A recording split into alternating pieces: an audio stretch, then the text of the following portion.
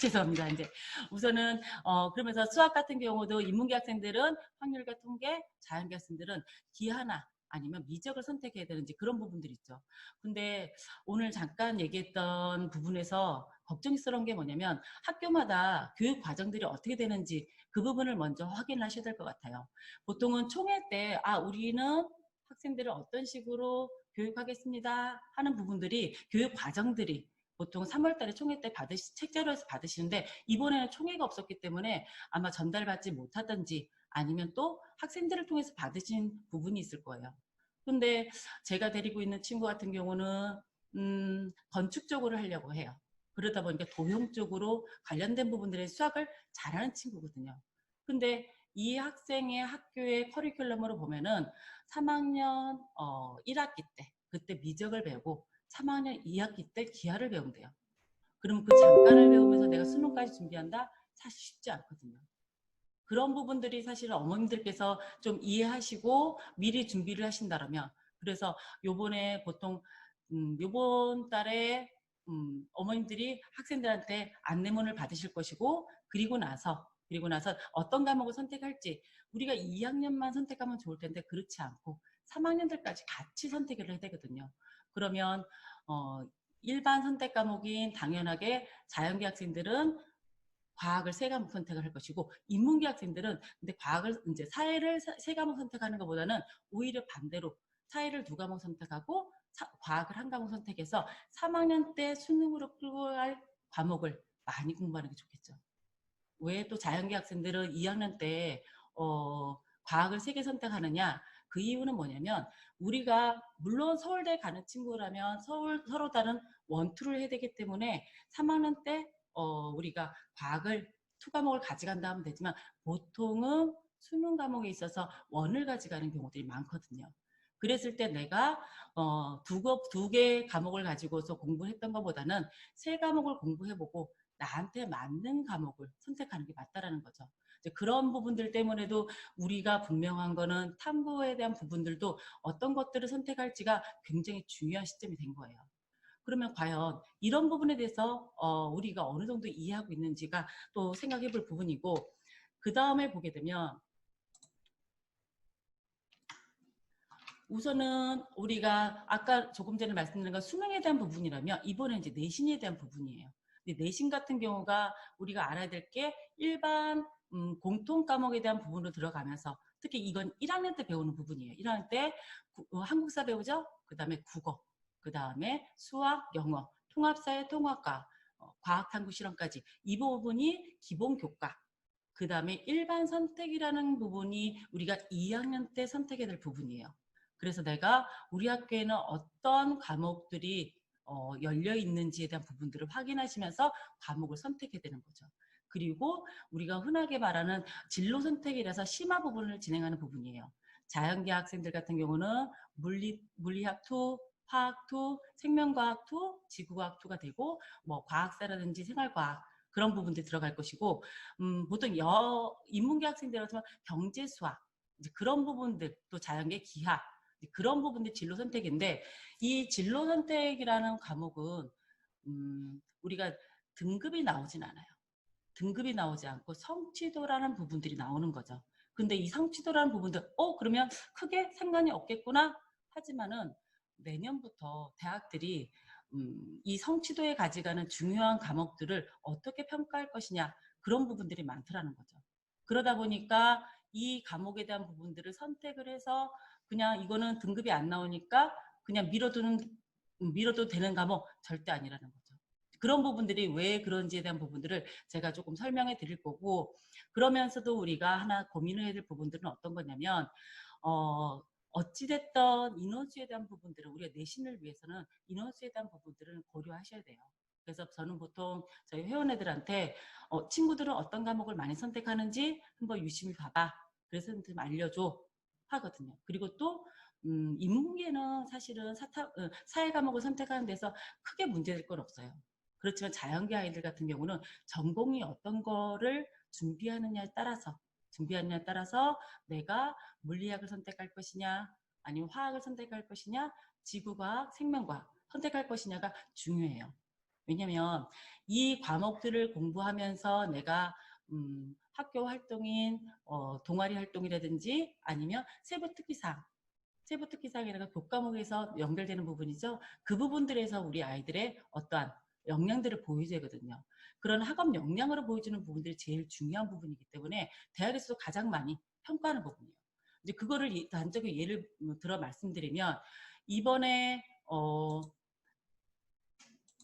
그 연대가 고등학교 3학년을 위해서 발표를 했죠.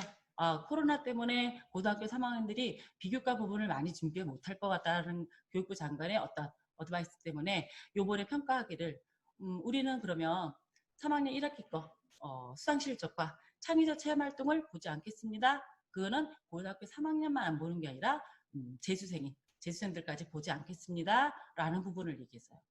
그렇다면 우리가 연대가 확인한다는 부분은 어느 부분일까요? 맞아요. 그 부분은 교과 성적과 그 다음에 거기에 따라서 선생님들이 어떻게 이 학생들이 적극적으로 수업에 참여했는지 확인하는 세부 능력사, 세부 특기사 이 부분을 확인하겠다는 거거든요. 그렇다는 건 분명한 거는 우리가 교과목과 연결될 수 있는 전공적법이라는 부분들을 챙겨야 된다는 거예요. 그렇기 때문에 어머님들께서 조금 생각하실 때 우리 아이가 어떤 진로를 가지고 할 것인지 사실은 고민을 해보셔야 되는 거죠. 물론 아직까지도 이제 내가 우리 아이가 엄마 나 뭐 하고 싶어라고 적극적으로 얘기를 해주면 좋겠지만은 그렇지 않은 경우가 많죠. 그러니까 보통 제가 상담을 하면서 보게 되면은 자기의 진로를 정확하게 가지고 오는 친구들 같은 경우는 거의 3분의 1 정도, 3분의 2는 아직 진로에 대해서 생각을 못하는 친구들이 많거든요. 이제 그런 부분들이 우리 아이들이 뭐 잘못돼서가 아니라 경험해보지 못했기 때문이에요. 우리가 뭐 자유학기제에서 여러 가지 직업들을 체험해봤다 하지만은 그렇게 하기에는 굉장히 많이 다양한 부분을 하지 못했거든요. 그러다 보니까 내가 어떤 게 맞는지는 아무도 모르는 거죠.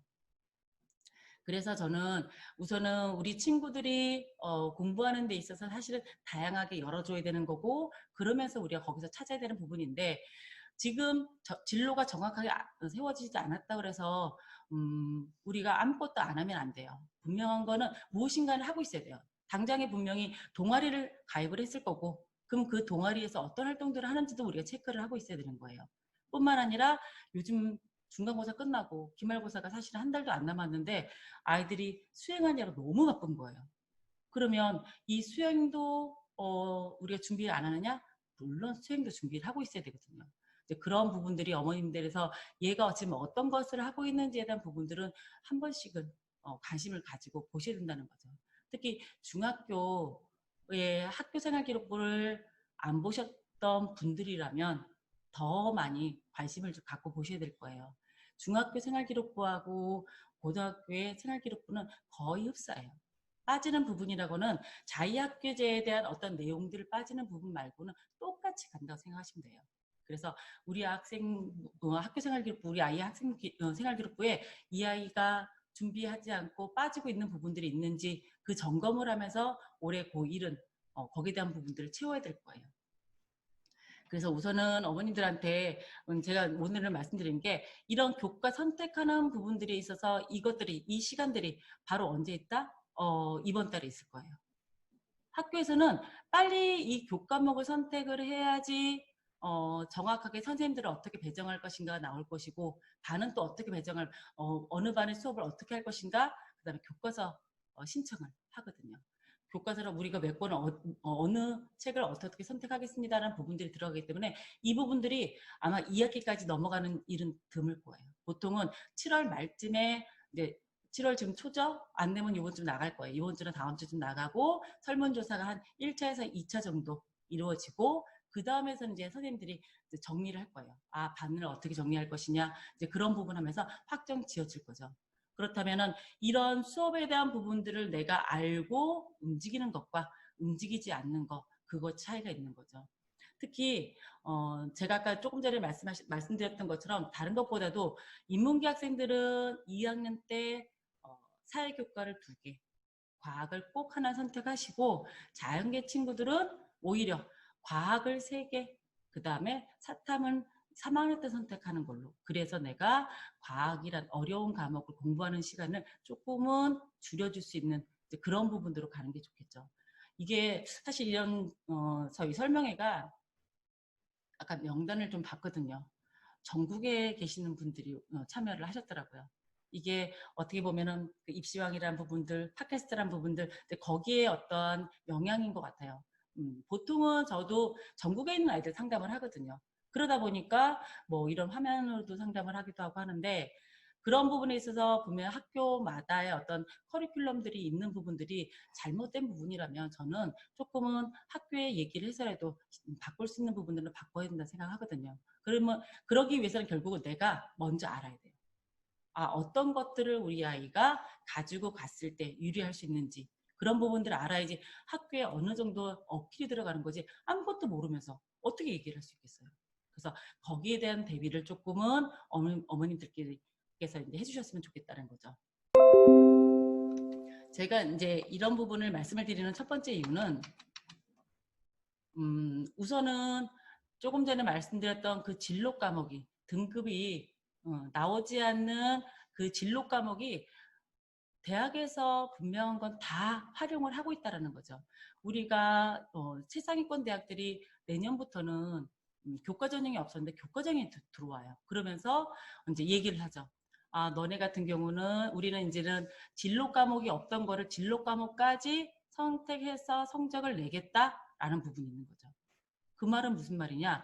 이렇게 항상 등급이 나오는 교과목만 우리가 성적을 내다가 그렇지 않고 성적이 등급으로만 나오지 않는 이런 부분들까지도 같이 보여준다는 거죠. 그래서 그런 부분들을 어머니께서 보여드리는데 이게 단순하게 연대만 그러는 게 아니에요. 연대만 그러는 게 아니고 이제 그 밑에 있는 고려대에서도 가져갈 때 공부를 이제 학습하는 부분 성적을 가져갈 때 우리가 일반적으로 등급이 나오는 교과와 그렇지 않은 성취도로 나오는 분포로 나오는 진로 과목도 가져가고 그러면서 그 밑에 있는 성균관대 같은 경우는 올해는 아예 종합전형 2개밖에 없죠. 근데 내년부터는 어떻게 학교장 추천이라는 교과 전형이 들어와요. 그러면서 여기 또한 일반 공통과목과 일반 선택 과목, 그 다음에 진로 선택 과목까지 연결이 되는 거예요. 그렇다는 건 내가 어려운 진로 선택 과목을 많이 들을 필요는 없어요. 그거는 최소한으로 줄여서 우리가 오히려 성취도에서 A를 받아서 우리가 지원하는 게 기본이 되는 거죠. 제가 자꾸 이렇게 먼저 교과 전형에 대한 부분을 먼저 말씀을 드리는 건 뭐냐면 내가 성적이라는 부분들이 어느 정도 만들어지고 그 다음에 우리가 학교 활동하는 여러 가지 비교과 부분들이 같이 했을 때 우리가 생각하는 것보다 훨씬 높은 학교들을 보여줄 수 있다는 거죠. 근데 그렇지 않고 우리가 마냥 생각하는 것처럼 교과 전형만 가야겠다. 입시가 바뀌어서 이제는 내신만 준비해야겠다. 라고 하고서 준비를 하지 다른 비교과 부분들을 준비하지 않는다면 사실은 교과 전형만 갔을 때 들어가는 문이 굉장히 작아진다는 거죠.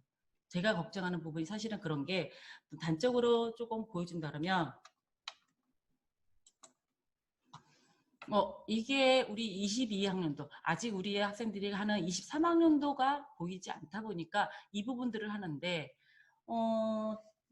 어쨌든 정부에서 교육부에서 얘기했던 것처럼 분명한 건 수시 비율과 정시 비율에 있어서 비율을 좀 잠깐 보시면 보통 70, 서울대는 70하고 30으로 가져가고 그렇지 않고 연대 같은 경우는 오히려 정시가 40%. 근데 이렇게 정시 비율이 40이 조금 넘어가는 학교든지 40 가까이 되는 학교는 잠깐 생각해 볼 게 어떤 거냐면 예체능이 많은 학교. 예체능이 많은 학교들 같은 경우는 기본적인 실기와 수능 성적으로 움직이는 부분이 많아요. 그러다 보니까 정시 비율이 많은 것 같지 실질적으로 우리가 생각하는 일반고인 자연계와 인문계는 그렇지 않다라는 거죠.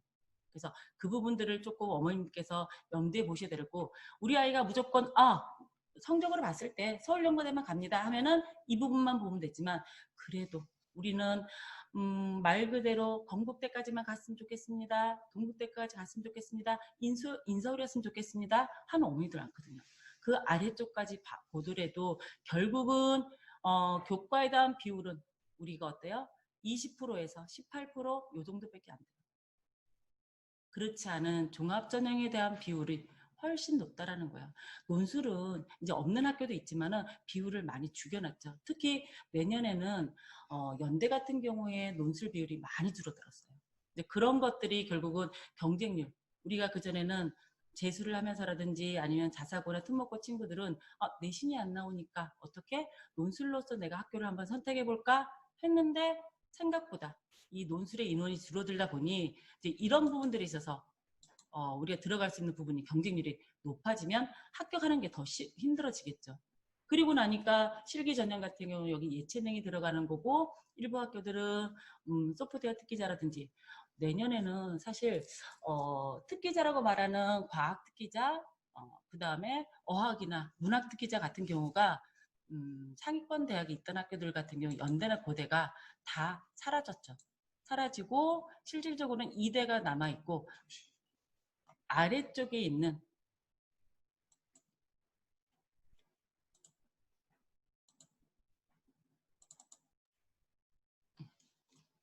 아래쪽에 있는 학교가 더 이제 어학 성적만 가지고 가는 경우도 일부가 생긴 거예요. 그렇다는 건 뭐냐면 결국은 저도 지금 연애로 데리고 있는 외국 친구들이 있는데 그 친구한테는 사실 이렇게 변할지 몰랐을 때에는 어학특기자 준비하자 했었거든요. 근데 지금 같은 경우는 제가 과감하게 딱 전형기회가 나오면서 했던 말이 어학특기자는 여기서 놓자. 오히려 우리가 그 어학특기자를 준비하면서 뭐 토플이든지 아니면 HSK 아니면 JLPT 아니면 뭐 델레 뭐 그런 부분 준비했던 것들을 놓고 우리가 종합전형이란 부분이라든지 아니면 우리가 다른 쪽 논술이라든지 그런 쪽으로 준비를 하는 시간을 좀 더 갖는 게 맞지 않겠느냐 하고 변경을 해줬거든요. 그러니까 우리는 입시가 이렇게 발표가 되면은 빠르게 발빠르게 변경이 돼야 되는 부분이 필요한 거죠. 근데 그것들을 못하기 때문에 실질적으로 우리가 긴지 뭔지 모르고 계속 끌고 가다가 결국은 마지막에 가서 먼저 쓸 때 가서 실패하는 경우들이 많은 거예요. 그래서 저는 제가 어머니들께 이 선발 비율들을 보여드리는 건 뭐냐면 이 비율이 결국은 우리 고등학교 1학년, 23학년도 가는 우리 고등학교 1학년 아이들한테도 해당될 부분인 거고 그러면 내가 40%로 늘어난 정시에 대한 부분들만 고집을 할 것이냐 그렇지 않다 그러면 내가 이 수시까지 같이 열고 갈 것이냐 거기에 대한 부분을 생각해 주셔야겠죠. 특히 이제 어머님들께서 생각해 주셔야 될 부분 중에 하나가 어떤 거냐면 정시로 우리 아이는 학교 자체가 자사고니까 우리 아이는 또 강남에 있는 학교니까 내신보다는 그래도 수능이 잘 나와요 하는 경우들이 많거든요. 근데 그 수능이라는 게 끝까지 잘 나와야지 잘 나오는 거예요. 내가 수능날 성적표 발표됐을 때 올해 같은 경우는 12월 3일날 수능을 보고 23일날 수능 성적표를 봤는데 그 수능 성적표 받았을 때가 성적이 잘 나왔어야지 잘 나온 거예요. 1학년이나 2학년 때 같은 경우는 11월을 빼놓고는 사실은 지역에 따라서 보는 학교 있고 안 보는 학교 있고 또 거기에는 가장 우리한테 경쟁 상대가 될 수 있는 재수생들이나 반수생이 안 들어온다라는 거죠. 그런 부분들 때문에 우리가 지금 현재 수능을 국어, 수학, 탐구했을 때 영어는 절대평가니까 영어는 당연히 1등 받겠죠. 그러면서 했을 때 나는 98%입니다. 99%입니다. 얘기할 게 아니라는 거죠. 그래서 보통은 우리가 고등학교 3학년 갔을 때 3월달 모의고사가 성적을 어디까지 만들어 놓고 사실 조금씩 떨어지길 바라야 돼요. 그렇지 않고 우리가 보통은 성적이라는 부분들이 항상 제일 올라갈 거라고 생각하지만은 수능까지 봤을 때 올라가는 부분보다는 올라가지 않고 떨어지는 것들이 훨씬 더 많다라는 거죠. 거기에 대한 대비를 하는 게 바로 우리가 수시에 6장을 쓰는 그런 부분인 거죠. 그래서 보통 수시에 6장을 어떻게 쓰느냐 예전 같으면 저는 1학년들한테 그랬어요.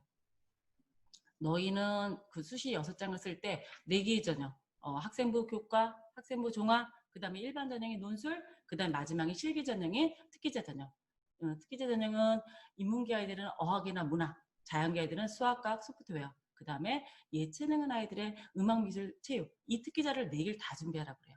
그리고 나서 우리가 3학년 때 가면 이렇게 손가락 길이가 다른 것처럼 분명히 내가 어디엔가 애를 썼지만 분명히 틀려지는 부분들이 있거든요. 그때 내가 2개나 3개의 전형을 가지고 6개의 원서를 쓰는 거다 얘기를 하는데 지금 같은 상황에서는 제가 뭐 어머님들께 말씀드릴 수 있는 건 뭐냐면 우선 어학특기자 하는 부분에서 절대로 하시지 마세요. 그건 아니에요. 우리 아이가 어떤 걸 가지고 있느냐에 따라 틀린데 상위권 대학에서는 어학특기자 같은 경우는 조금 제한이 되다 보니까 말 그대로 남학생들은 2대 쓸 수 없잖아요. 이화여대 쓸 수 없는데 2대 같은 경우가 남아있어요. 그렇지 않으면 학교가 어학특기자 같은 경우 국민대로 뚝 떨어지는 그런 상황이 있고 아니면 한양대가 지금은 남아있다지만 거기 같은 경우 에세이를 써야 돼요. 그 에세이가 굉장히 조금 난이도가 있다라는 거 그런 부분을 생각하시면서 준비를 하셔야 되는 거고 또 거기는 우리가 생각하는 것처럼 성적을 가져가면 좋은데 그렇지는 않거든요. 이제 그런 부분들을 우리가 조금 알면서 준비한다 그러면 어학특기자보다는 어떻게 보면 자연계 아이들의 소프트웨어 특기자는 준비하시는 것도 괜찮죠. 내가 내신이란 부분이라든지 그런 부분이 약했을 때 준비해서 갈 수 있는 부분이라면 소프트웨어 특기자가 있는 학교들 같은 경우 또 움직여도 되겠지만 그렇지 않은 대학들은 너무 일부만 어학 특기자를 받기 때문에 그런 부분들은 조금 고려해 보시는 것도 좋고 만약에 준비했다 지금 벌써 준비하고 있었는데 어떡하죠 하는 거 걱정하지 마세요. 왜냐면 그 부분들은 벌써 우리가 공부하는 과정인 학교 생활에서 충분하게 녹여낼 수 있거든요. 그리고 또 아까 조금 전에 말씀드렸던 그 소프트웨어 특기자 있잖아요. 그것도 마찬가지예요. 외부의 대회를 준비하고 어떤 부분들이 여기서 끝나는 건가 아니에요. 학교를 끌고 오면 돼요. 내가 그런 부분들 대회 나가는 부분들을 동아리 애들이랑 같이 나가서 뭔가를 학교를 끌고 와서 펼친다 그러면 그 내용들이 훨씬 더 풍부해질 수 있는 거거든요. 그래서 저는 어머니들한테 내가 이 4개의 전형을 다 준비하지 하고 안 하고가 아니라 우리는 기본적으로 가져가야 될 전형 같은 경우는 저는 학생부 교과 그 다음에 학생부 종합은 기본으로 가져가면서 그러면서 우리가 신경 써야 될 것들이 논술은 할 것이냐 말 것인가는 우리는 이건 3학년 때 정하면 돼요. 물론 인문계 학생들은 논술이라는 거를 조금 자연계보다 일찍 시작하는 게 맞아요.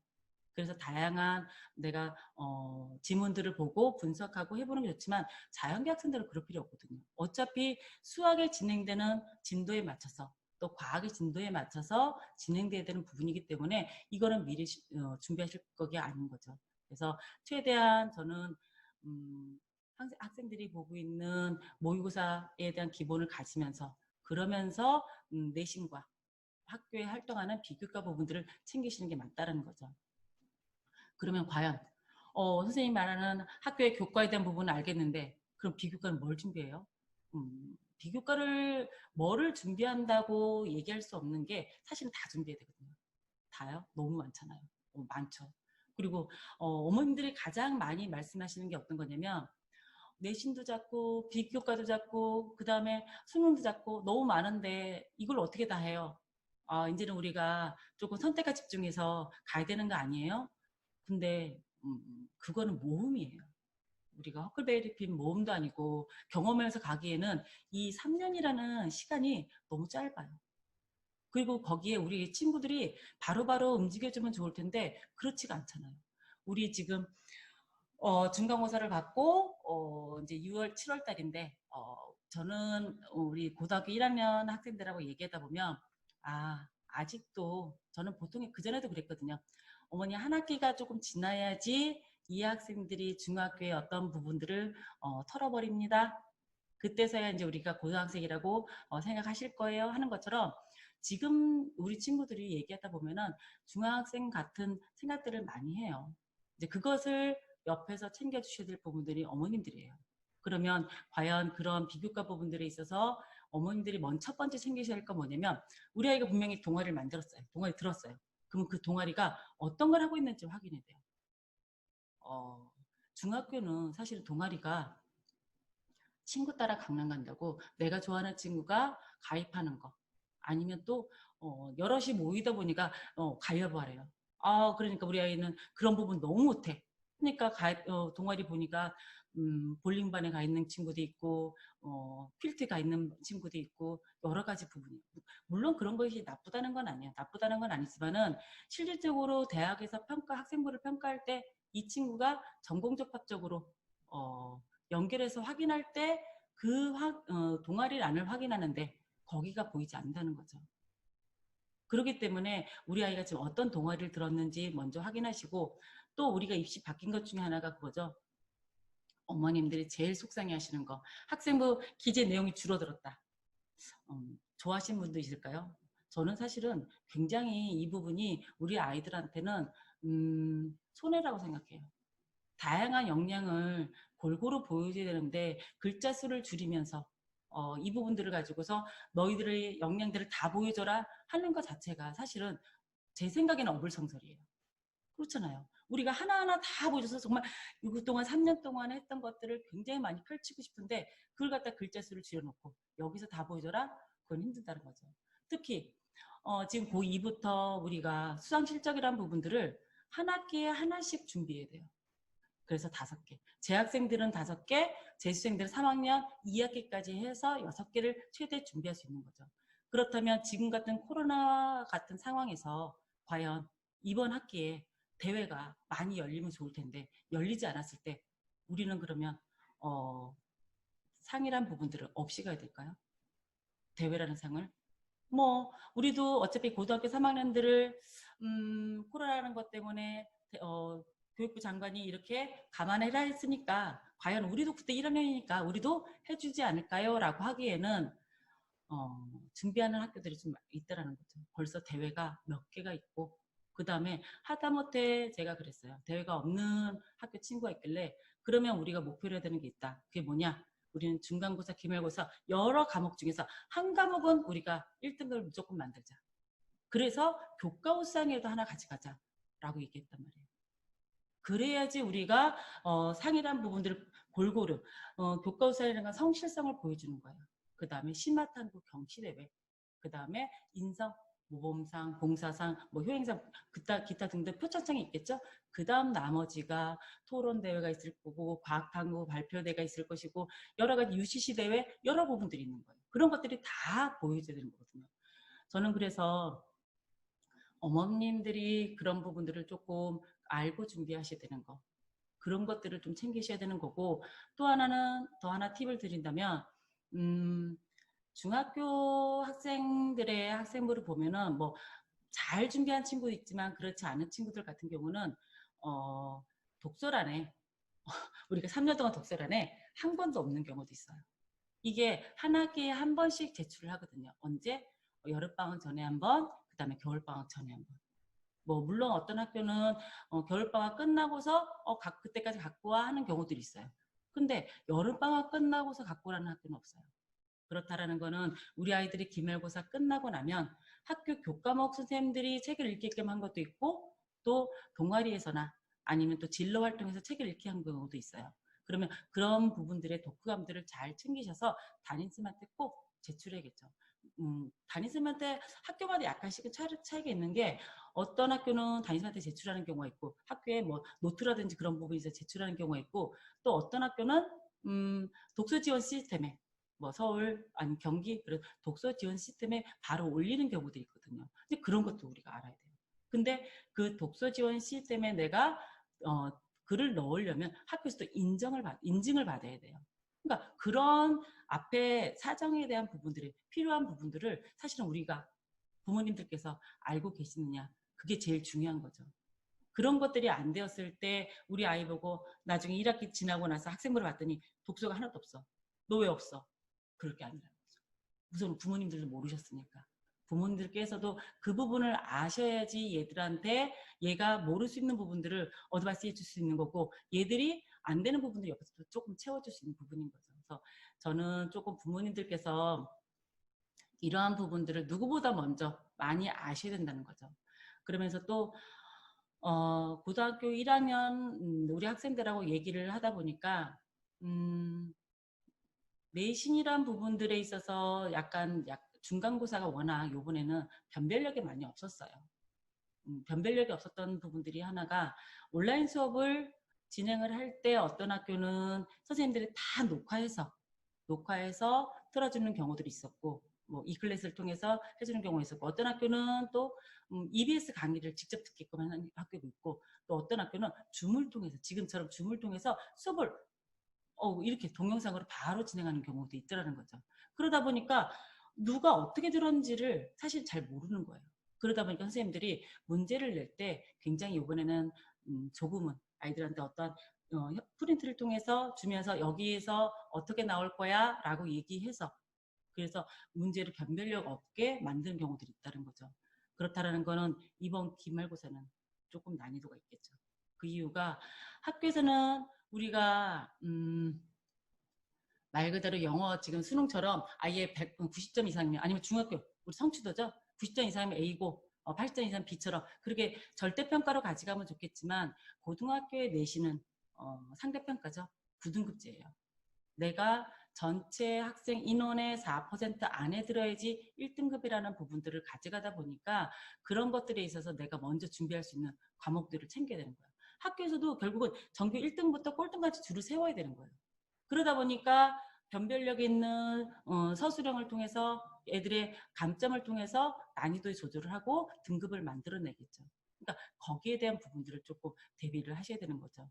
그래서 그런 부분들을 어머님들께서 좀 아시고 갔을 때 우리 아이한테 조금 더 도움되는 부분이 되지 않을까 싶은 거예요.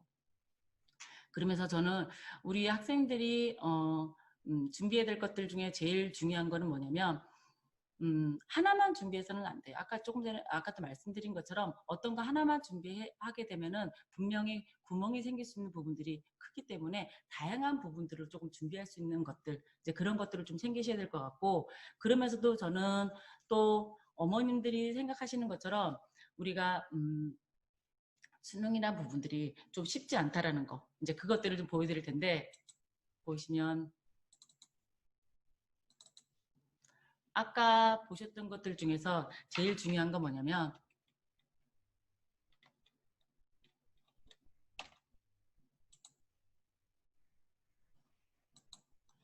이거예요. 우리가 영어를 뺀 상황에서 우리가 정시가 우리가 40% 이상으로 느니까 라고 생각하면서 우리가 정시로 가야겠다 생각하는 부분들, 제일 빠른 학교는요, 제가 어떤 학교는 어머님이 딱 1학년 1학기 여름방학 때 기말고사 성적을 딱 들고 오셨어요.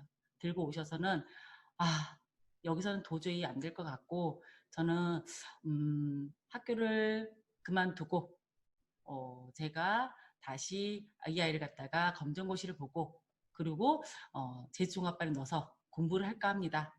그 말은 뭐냐면 이 아이를 갖다가 학교를 자퇴를 시킨다는 소리거든요. 학교 다니면서 우리가 경험할 수 있는 부분들을 사실은 경험할 수 없는 부분들을 만들고, 그 아이가 자퇴를 해서 수능을 봤을 때 성공할 수도 있고 성공하지 못할 수도 있어요. 내가 수능에 영어를 뺀 115문제에서 5개 이내 틀리면 그럼 우리가 말하는 서울연고대 최상위학과 가죠. 근데 그렇지 않다 그러면 결국은 우리는 생각보다 부모님들도 그렇고 1학년의 학생들도 그렇고 누구나 다 정시에서 좀 더 열심히 하면은 이 부분으로 갈 수 있다 생각을 하는데 쉽진 않죠. 그러면 서울대 같은 경우는 어때요? 우리가 생각하는 것보다 종합전형으로 뽑다 보니까 이런 내신에 있어서 1.5등급 이상 되면은 학교마다 물론 1등이 좀 틀려져요. 어떻게 틀려져? 이 부분에서 어떤 학교는 뭐 공부하는 부분들이 조금 한번 1등 영원히 1등이다. 그럴 때 1.1까지 가는 경우도 있지만은, 그렇지 않았을 경우에는 보통 인문계 학생들 같은 경우는 1.2부터 3까지, 그 다음에 5까지 가는 친구들, 자연계도 마찬가지예요. 이렇게 되면 내가 움직일 수 있는 부분들이 조금 더 넓지 않을까라는 거죠. 특히 아까 제가 주요 대학의 수시와 정시에 대한 부분들을 보여드렸을 때, 그랬을 때 충분하게 우리가 종합전형을 준비했을 때가 훨씬 유리해질 수 있는 부분들이 많다라는 거죠. 내신 성적이라는 부분들을 가져갔을 때는 조금 다양한 부분들로 갈 수 있는 것들이 있기 때문에, 저는 어머님들이 그렇게 전부 다 이렇게 정시에 대한 부분들만 생각하지 마시고, 특히 특히 40% 늘었기 때문에 생각하지 마시고 조금 더 수시에 대한 부분들을 열어놓고 보셔야 되는 거고, 그러면서 우리 아이들이 과연 전공접합적으로 준비하는 부분들이 잘하고 있는지 점검하고 있는 게 맞다라는 거죠. 사실 제가 이렇게 1학년들 어머님 모시고서 좀 설명하는 것 같은 공부하는 것 같은 어려운 거 하지 말고 좀 재밌게 좀 하고 가려고 그랬거든요. 근데 역시 이런 길게 설명해야 하는 거나 아니면 어머님들만 이렇게 한두 분 모셔놓고 이야기했으면은 하나하나 보여주면서 설명을 하면서 재밌게 갈 텐데, 이거는 빨리 이 많은 걸 다 전해드려야 된다 생각하다 보니까 이거는 계속 어머님들이 어떤 궁금하신 부분들을 말씀드리는 것보다는 이렇게 정보에 대한 전달로 이제 끝나는 것 같은데, 좀 아쉬운 게 그거예요. 어머님들은 지금 제일 답답하실 게 학교에서 알려주는 정보도 적고, 그렇다고 담임쌤하고의 가서 상담하는 부분들도 적고, 하지만은 저는 그런 부분들에 있어서 제가 조금이라도 알고 있는 부분들을 이렇게라도 알려드리고 싶고, 또 그러면서도 어머님들이 저희 뭐 카페든지 아니면 저희 홈페이지 들어서 질문 사항들을 남겨두시면 거기서 조금 더 자세한 이야기를 좀 나눠야 되지 않을까라는 생각을 하는 거죠. 그러면서 아이가 이런 말씀도 그런데, 아이가 안 된다고만 뭐라 하지 마시고 조금 저는 어머님들께서 부모님들께서 내가 그만큼 더 알고 있냐, 우리가 그냥 농담 삼아서 엄마의 정보력, 뭐 아빠의 무관심, 조부모님의 그거는 사실은 뭐 그닥 다 맞는 건 아니고, 실질적으로는 우리가 어느 정도 정보를 알고 있어야지 부모님들한테, 분명한 거는 학생들이 부모님이 알고 계셔야지 학생들한테 조금이라도 아는 이야기를 해줄 수 있는 거예요. 저희가 컨설팅을 하면서 부모님이 생각하시는 것보다 저희가 상담을 하면서 애들이 좀 달라지는 이유는 첫 번째 뭐냐면, 그 이유에 대해서 설명을 해줘요. 너가 왜 공부를 해야 되며, 너가 왜 종합전형을 해야 되며, 왜 비교과를 해야 되는지 설명이 앞에서 차근차근 이루어지는 거거든요. 이 아이가 공부를 잘하고 못한 거는 사실은 그 이유예요. 그래서 이 아이한테 어떤 공부를 할 수 있는 조금 동기부여를 만들어주는 게 고등학교 1학년들은 가장 중요해요. 그러면서 우리가 어떤 전공에 대한 부분들을 조금씩 관심을 갖게 만들어줘야 돼요. 그 관심을 갖게 만들어주는 첫 번째는 저는 책이란 부분도 되고, 또 우리가 학생들하고 직접 체험활동을 통해서 하는 부분도 되고, 그러니까 동아리 활동이겠죠. 그런 부분 되고, 또 지금은 소논문이란 말을 쓰지는 않아요. 소논문을 쓰지 말은 않지만은 우리가 뭐 연구보고서, 탐구보고서, 뭐 탐구력 대회, 뭐 그런 부분을 통해서 학생들이 소논문식으로 내용들을 쓰게끔 만들거든요. 그러면 본인이 관심이 있어 하는 부분들에 있어서 조금 자료는 좀 찾아버릇해야 돼요. 그래서 그 자료를 갖다가 그냥 찾기만 하고 그걸 갖다가 없애느냐, 기록으로 남겨야 돼요. 기록으로 남겨야지 나중에 우리가 3학년 때 갔을 때 이걸 어떻게 활용할 것인가, 그런 부분들을 가져가는 거예요.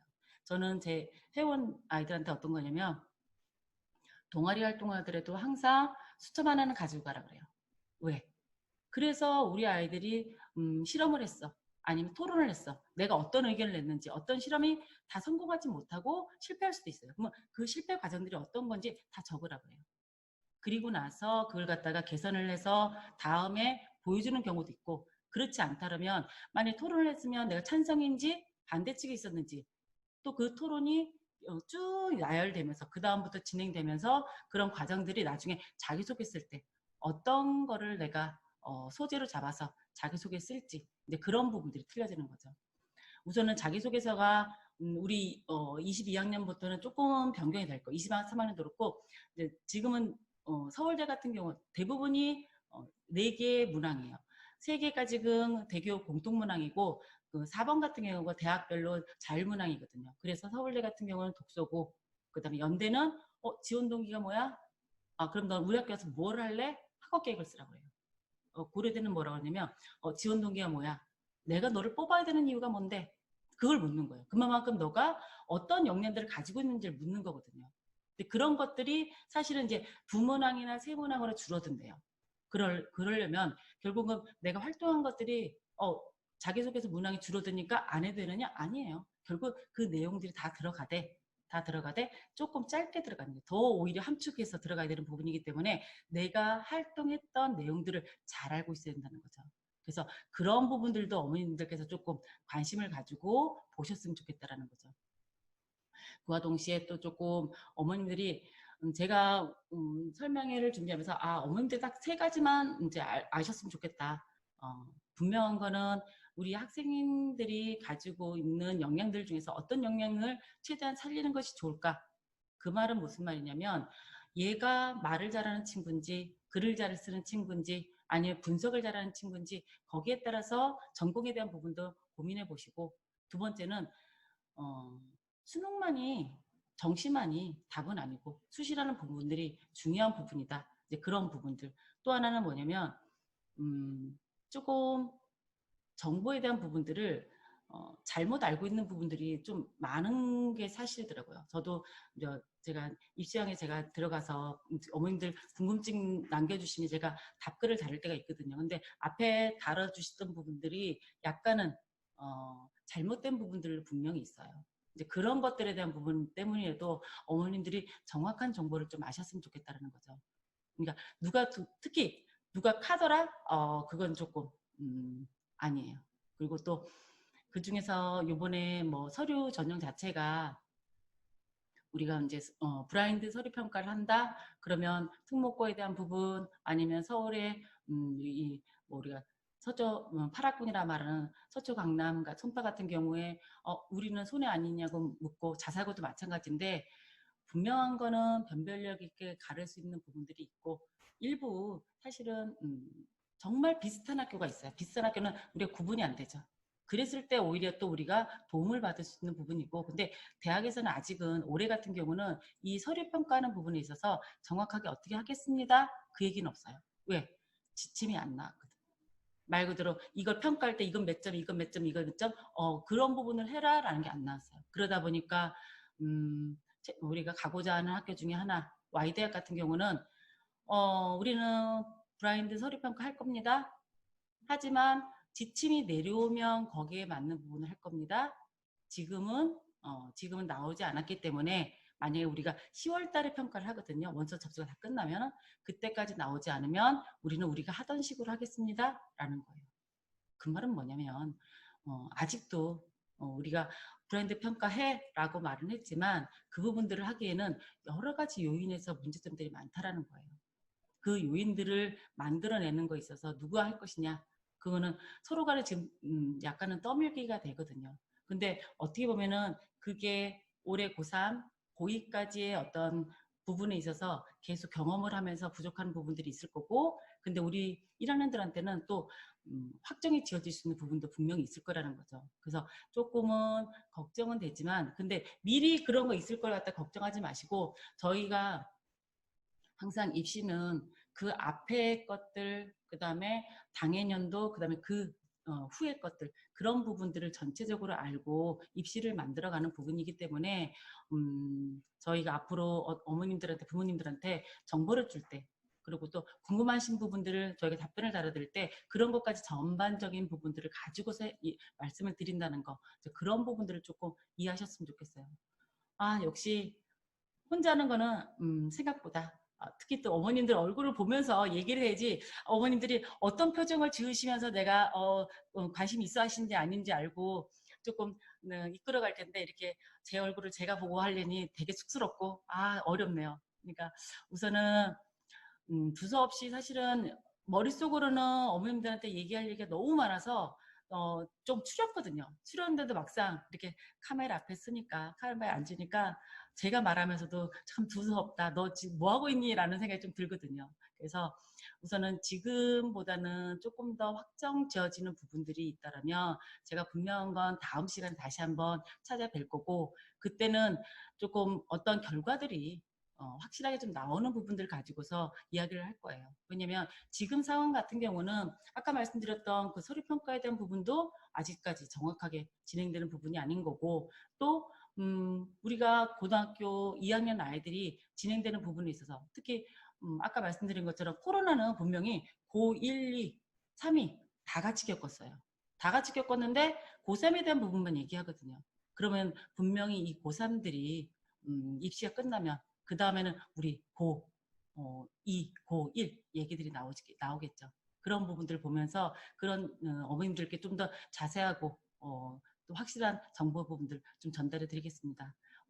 어떻게 어머님들 제 설명이 조금 이해가 되셨는지 모르겠는데 혹시 궁금한 사항이 있으시면 이렇게 채팅 날려주면 제가 좀 보고서 말씀드릴 건데 혹시 궁금한 사항이 있으신가요?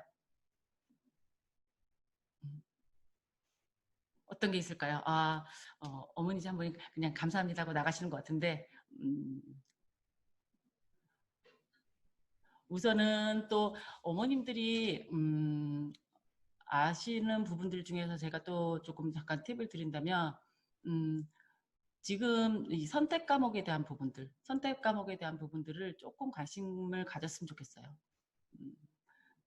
지금 과중의 반에 선택 과목이 궁금하다는데 과중과는 선택의 여지가 없어요. 네 과목 다 해야 돼요. 예를 들어서 2학년 때 물리, 화학, 생명과학, 지구과학 다 해야 되고 3학년 때 진로 과목이 네 과목, 투 과목 있죠? 그 과목 다 해야 돼요. 그래서 과중으로 결정을 하셨고 아니면 벌써 과중으로 들어가셨다 할 때는 분명한 건 이 수학도 그렇고 과학도 그렇고 단위수가 굉장히 많아요. 단위수가 많으면서 이 네 과목을 다 해야 되는 부분들이 굉장히 어려울 수 있어요. 그래서 그 부분들은 조금 신경을 쓰셔야 될 것 같아요. 문과는 왜 과학 한 과목을 해두는 게 좋은지 아까 이해를 못했습니다. 왜냐면요. 3학년 때 우리가 수능으로 가져갈 때는 결국은 내가 지금 하고 있는 과목을 하는 게 덜 부담스럽겠죠. 왜냐면 우리는 한국사까지 하고 있잖아요. 그랬을 때 내가 3학년 때 보통 세 과목을 선택을 하거든요. 세 과목 선택할 때 내가 과학을 안 했어. 그러면 내가 가져갈 과목이 사탐을 2개 가져가고 한국사를 가져가는데 내가 2학년 때 과목을 사이를 3개 하고 3학년 때 2개인데 이 과목 중에 나한테 맞는 과목이 오히려 2학년 때 있는 거예요. 그러면 우리는 국어, 수학, 영어를 하면서 기본적으로 2학년 때 했던 사탐 부분을 다시 공부해야 되고 3학년 때 하는 내신 공부 2가지를 또 해야 되고 한국사까지 해야 될 과목이 너무 많은 거예요. 차라리 그럴 것 같으면은 어떻게 겨울방학 때 벌써 선택 과목을 정하잖아요. 사탐을. 그러면 그거를 갖다 그 중에서 세 과목 중에 내가 수능 과목을 정하는 거예요. 그리고 나서 겨울방학 동안 이 과목을 내신을 선행한다 생각하시기도 하고 수능 공부를 한다 생각하시고 전 과목을 하셔야 돼요. 수능은 3월 달부터 전범위가 다 나와요. 사탐은. 수학이야 우리가 배우는 과정들에 있어서 앞에 부분부터 나오는 거지만 사탐, 과탐은 아니에요. 그러니까 그런 부분들을 조금 신경 쓰시는 게 맞을 것 같아요. 세특에 쓰는 내용의 보고서 다 써야 할까요? 생각보다 중간고사 못 봐서 세특에 의미가 있을까 싶은데 기말고사 열심히 하고 있습니다. 당연하게 다 써야죠. 우리가 중간고사 못 봤다고 기말고사 못 봐요? 그건 아니에요, 어머니. 분명히 우리 아이가 중학교 때 내가 이만큼 공부를 했기 때문에 고등학교에서 이만큼 할 거라 생각하고 생각보다 못 본 거예요. 그렇다면 이번에 얘는 충격을 받았을 거예요. 그러면 당연하게 열심히 할 거고 그렇다면 우리가 중간고사, 기말고사 합산해서 성적은 나와요. 우리는 3학년 1학기 때까지 수시 원서 쓸 때까지 총 10번의 시험을 봐요. 그 중에 한 번 우리가 실수한 거예요. 이 실수는 분명히 만회가 될 수 있어요. 그러니 채택 다 하셔야 됩니다. 채택 하시고 보고서 쓰는 부분들 조금 어려운 부분들이 있을 수 있는데 저는 조금 뭐 1학년부터 난이도 있게 갈 필요는 없고 제 생각에는 조금 쉽게 가면서 항상 공부는 3학년 1학기 때 갈 때까지 깊이가 있어져야 되는 거예요. 책을 읽어도 이번에 어떤 책을 읽었더니 이 책에서 어떤 부분이 이해가 안 돼서 그 다음 책을 읽고 그 다음 책을 읽고 그런 식으로 진행하는 게 좋죠. 그래서 심화가 점점 이루어진다 생각하시고 가시면 좋을 것 같고 약대에 관심 있다. 과학 선택 과목 어떤 걸로 하는 게 좋을까요? 기본적으로 약대 간다면 화학은 기본이 될 거고요. 생명과학 하셔야 될 거예요. 그래서 가서 공부해야 되는 부분들이 이쪽이기 때문에 그런 부분들을 생각하시면 좋을 것 같고 서울대를 지원하려면 문과의 경우 사회 세 과목, 과학 세 과목을 이수하는 건지요? 아니요, 그렇지 않아요. 우선은 서울대를 지원하기 위해서 필요한 부분들이라면 자연계 학생들은 정시에서 그러니까 기본적으로 2학년 때 내가 이 진로 선택 일반 선택 과목을 어떤 거 듣고 자연계 쪽에서 3학년 때 진로 과목 어떤 성적을 수업을 하느냐에 따라서 가산점을 줘요. 사실은 정시는 0.1점 갖고 떨어지는데 여기는 선택 과목에 따라서 1점을 주느냐 2점을 주느냐 그런 부분들이 있어요. 그렇다라는 거는 여기는 사타면 따로 필요 없고 한국사는 기본으로 하시는 거니까 그냥 하시는 거고 나머지는 과학 하시면 되는 거죠. 그러니까 수시로 간다면 또 틀려지는 거죠. 수시로 가면은 서울대는 종합전형입니다. 우리가 생각하는 것처럼 난 자연계니까 국영수 과만 공부해야지 하면 학교가 뚝 떨어지고 결국은 서울대도 연대도 고대도 그 밑에 있는 성대 마찬가지지만 이 부분들에 있어서는 국영수 사과 가져가시는 거고 고대는 등급이 나오는 모든 과목을 다 가져가요. 예를 들어서 정보, 기술과정, 한문, 제외국어 다 가져간다는 거 기억하시기 바랍니다. 또 보면 어떤 게 있을까요? 문이과 구분이 애매한 아이는 언제쯤 결정이 될까요? 저는 이럴 때는 그래요. 우리 아이가 지금 수학을 어디까지 했습니까? 과학은 우리가 혹시 선행한 과목은 있습니까? 했을 때 분명한 거는 어머님이 더 잘하실 거예요. 왜 이런 말씀을 드리냐면 제 연애원 중에 한 명이 요번에 시험은 그 나름 잘 봤어요. 잘 봤는데 오히려 잘 보다 보니까 이 친구가 시험 다음 하루 남았는데 저한테 카톡이 왔어요. 선생님, 제가 이렇게 선행을 하지 않은 상황에서 2학년 때를 수학을 하고 과학을 세 과목을 가져가야 되는데 과연 이 겨울방학 안에 이걸 다 끝낼 수 있을까요? 그러는 거예요. 그래서 제가 이 친구한테 그랬죠. 걱정하지 마. 왜? 우리는 겨울방학부터 시작할 게 아니라 이번 여름방학부터 시작할 거야. 그러면서 지금 네가 그걸 걱정할 때가 아니야. 지금까지 시험 잘 봤다고 내일도 잘 보란 그런 부분 없어. 그러니까 마지막 보는 것까지 잘 봐라고 했거든요. 그러고 나서 하는데 오히려 그러니까 요번에 조금 성적이 나온 친구들은 욕심을 갖더라고요. 욕심을 갖고 오히려 내가 어떤 과목들을 언제 할까 물어보는 것처럼 아까 말씀드린 것처럼 문이과를 결정할 때 특히 남학생 어머님들은 전부 다 자연계 쪽으로 갔으면 좋겠다 생각하시죠. 근데 수학이 조금 준비 덜 됐거나 아니면 과학이 내가 물리나 화학이나 둘 중에 하나 특히 생명과학이나 지구과학은 조금 따라가는 부분에서 암기 과목만 조금만 생각을 하고 간다면 물리나 화학을 좀 준비한 친구라면 뭐 자연계를 가는 거지만 그렇지 않으면 조금 고려해 보시는 것도 우리가 실질적으로 수학과학에 온 힘을 다해요. 자연계들이. 그런데도 성적이 제일 안 나오는 게 수학과학이에요. 그런 부분이 왜 그러냐면 과목이 너무 많아서 그래요. 왜냐면 우리 자연계 학생들은 수학 같은 경우 수상하죠. 1학년 때, 2학년 때 수 1, 2를 해요. 그러면서 확통을 들어가면서 3학년 때 미적하고 그 다음에 기하까지 다 건드려야 돼요. 굉장히 많죠. 과목이. 그걸 한 것이 다. 그런 부분들이 조금은 어렵다라는 거 조금 이해하시고 준비하면 될 것 같아요. 내신 산정은 선택한 반에서도 산정이 되나요? 문이과 통합이라도 너무 헷갈리네요. 문이과 통합이라고 말을 하는 거는 우리가 수능을 가져갈 때 너희가 사탐을 가져와도 돼, 과탐을 가져와도 돼, 한 과목씩 하나씩 갖고 와도 돼 라고 말을 해요. 근데 중요한 거는 그거는 교육부에서 만든 지침이 그런 거고 대학에서는 아니에요. 대학은 과학 2개를 갖고 오십시오. 그 다음에 수학 같은 경우도 너희 확률과 통계, 미적 아까 말씀드린 것처럼 기하 이 중에 선택이 안 갖고 와. 근데 아까 잠깐 자료 보신 것처럼 어때요? 자연계 애들은 미적하고 기하 중에 선택해. 그 말은 뭐냐? 문이과가 벌써 갈렸다는 거예요. 그렇기 때문에 내신에 있어서도 갈려있다고 생각하시면 되고 문이과 통합이라는 부분은 예전처럼 문과반, 이과반이 아니라 내가 선택한 교과반에 따라서 반이 수업을 따로 이동을 하는 그런 부분이라고 생각하시면 될 것 같아요. 종합은 모두 수능 최저가 없나요? 그렇진 않아요. 지금 현재 고3들은 단적으로는 우리가 서울대 지역균형, 전교 1등들 추천받는 지역균형이죠. 그 부분에 있어서는 올해는 코로나 때문에 조금 하향하게 해줬어요. 보통은 2등급 3개를 갖고 와라고 하는 거고 그 다음에 고대의 종합전형, 우리가 일반 전형의 학업우 수형 같은 경우 수능 체제를 가지고 있고 또 홍익대학교는 교과전형하고 종합전형이 똑같은 수능체를 가지고 있어요. 또 여대에서도 여대인 이화여대 같은 경우는 수능체를 가지고 있어요. 근데 문제는 내년부터 내년부터는 연대가 올해는 수능체제가 다 없앴던 걸 갖다가 종합전형에 수능체제가 들어오고, 그리고 예전부터 없었던 경희대 네오르네상스에서 수능체제를 가져오라고 그래요. 그 말은 우리가 수능이라는 거 내신만 열심히 해서는 안 되고, 특히 이 지금 방송을 듣고 있는 지방에 계신 분들, 그러니까 제가 지방이라 말씀드리긴 그렇지만은 어쨌든 수능이라는 부분을 학교에서 얘기를 안 한다. 우리 학교는 수시로 가, 정시로 안 가, 라고 하는 학교에 조금 우리 아이가 있다. 그러면 이 부분에 있어서는 어머님들께서 우리 아이한테 조금 인지를 시켜야 돼요. 애들이 학교에서 선생님들이 그렇게 말씀하시니까 애들 또한 수능을 전혀 나하고 상관없다 생각해요.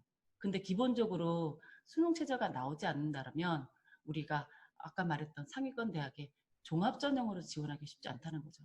교과 성적에 우리가 내신 1점 몇 등급이 어려운데 그보다 조금 더 전공접합인 어떤 역량들로 우리가 보여주는 부분들이 내신은 조금 낮아도 너가 이런 활동을 했으니까 들어와 하는 부분이 있는데 거기에 수능 체제가 안 된다? 그럼 상위권 대학을 다 놓고 아래쪽으로 가야 되는 거죠. 그런 부분들이 조금 어렵죠. 그리고 또 이과계를 진학하는 경우에는 이번 학기 영어 경시 대회에 도전하는 것을 도움이 될까요? 당연하죠. 영어는 분위기가 공통이에요, 어머니. 국어도 마찬가지고요. 만약에 영어 어휘력 경시대라든지 말하기라든지 그런 부분들, 이런 부분들은 꼭 준비해 주시고, 특히 이제 과거 영재고 준비했던 친구들 같은 경우가 워낙 중학교 때 수학과에 많이 하다 보니까 국어나 영어에서 성적이 처음에는 잘 안 나와요. 또 문이과 같이 준비하는 1학년이다 보니까. 그래서 보통 그 친구들은 보통 1학년 동안을 국어하고 영어 때문에 좀 힘들어하는 경우도 있거든요. 근데 당연하게 이런 부분들이 있으면 영어 같은 게 경시대 상을 받을 수 있으면 많이 도움되죠. 고1 학종의 자율동아리 기재를 꼭 하나요? 이거는 조금 전에 제가 상담했던 이제 연애원애가 물어보더라고요. 선생님, 제가 그렇게 누누이 얘기했음에도 불구하고 선생님, 자율동아리는 쓰는 내용이 제가 했던 내용이 아니라 조금밖에 못 쓴다는데요? 맞아요. 자율동아리를 동아리란을 500자료로 글자 수를 제한뒀어요. 그러면서 자율동아리는 지금 3학년들은 2개, 3개, 4개 드는데 얘들한테는 1개만 들어. 아니, 1개만 들어가 아니라 1개, 2개, 3개 상관없어요. 상관없고 뭐냐? 내용은 하나만 써. 동아리에 대해서만 써. 그리고 그 글자 수를 30자로 제한뒀죠. 30자로 제한뒀다는 건 뭐냐면 동아리의 이름, 그 다음에 이 동아리가 어떤 활동했는지 그 부분만 쓰게 됐어요. 그러면 안 들어도 되지 않나요? 아니죠. 우리가 그 학생부에 언급된 이 30자가 결국은 내 자기소개서에 300자가 될 수도 있고 800자가 될 수도 있어요. 그렇기 때문에 자율동아리를 지금은 학교가 지금 다 모집이 끝났을 거예요. 만약에 올해 안 들었던 친구가 있다면 내년에는 꼭 자율동아리를 통해서 내가 전국접합에 대한 부분들을 조금 챙겨서 가는 것도 좋겠죠. 수학 내역이 없으면 많이 불리할까요? 예를 들어서 상위권 대학들 같은 경우는 기본적으로 수학에 대한 부분은 기본으로 가져가요. 그래서 많이 저는 사실은 1학년들이 상을 5개밖에 못 올리기 때문에 상은 그러면 내가 딱 목표를 정해서 그 과목만 그 대회만 나가면 될까요? 하는데 저는 오히려 우리 1학년인 제 회원들 어머님한테나 학생들한테 하는 말이 더 많이 하라 그래요. 왜? 우리가 지금 3학년들 같은 경우는 내가 1학년 때 아무것도 없어도 2학년 때 없어도 3학년 때 많이 받으면 그걸 그대로 다 넘어갔어요. 근데 지금 같은 경우는 그게 아니죠. 한 학기 하나씩만 고래요. 근데 내가 이 대회에 나가서 상을 받을 수 있을지 없을지 아무도 몰라요. 그것처럼 이 부분에 있어서 내가 다양한 부분에 나가서 상을 받아놓고 그리고 3학년 이렇게 때 원서 쓰면서 고민하는 거죠. 내가 전공접합은 2학년 때 주로 활동한 게 많으니까 2학년 때 내가 전공접합 관련된 수학경시대 상을 넣어야지 아니면 국어경시대 상을 넣어야지 하는 거고 1학년 때 같은 경우는 내가 기초학문에 대한 부분들을 가져가니까 교과우상이나 아니면 모범상 이제 그런 부분 넣는 거고 3학년 때는 1학기 때 2학기 때 어떻게 나눠서 등위도 또 내가 예를 들어서 2학년 때 수학경시대상은 은상인데 3학년 1학기 때 내가 대상을 받았어. 당연히 3학년 1학기 때 대상을 넣는 거죠. 그런 부분들 때문이라도 우리 학교의 대회들이 몇 개가 됐던 간에 저는 적극 참여. 그래서 거기서 어떤 수상 실적이 아주 낮은 상이라도 받아와야 되는 거예요. 그래서 그런 부분들이 좀 있었으면 좋겠어요. 수학 잘하는 아이가 국어 영어에서도 고1 때 성적이 잘 나오면 2학년 때 문과 다닐 때 등급이 더 좋은 가능성이 있나요? 우선은 좋죠. 왜냐면 우리가 지금 졸업한 고3들은 2학년 때부터 문이과가 나뉘었어요. 반이. 나뉘어서 어떻게 가져갔느냐. 수학 자체가 전체 인원이 300명이면 우리는 자연계 쪽이 이과반이 120명이고 문과반이 180명이었어요. 그래서 걔들끼리 성적을 냈어요. 근데 지금은 아니에요. 지금은 고2 같은 경우는 수1, 수2 확률과 통계까지가 문이과가 같이 내요.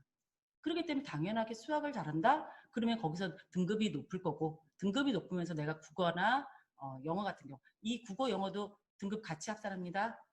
우리가 과학이나 사회 같은 영역에서 틀려지는 거고 수학에서 우리 3학년의 인문계 학생들은 경제수학 진로 가면 경제수학을 선택할 거고 자연계 아이들 같은 경우는 미적이나 기하를 선택하겠죠.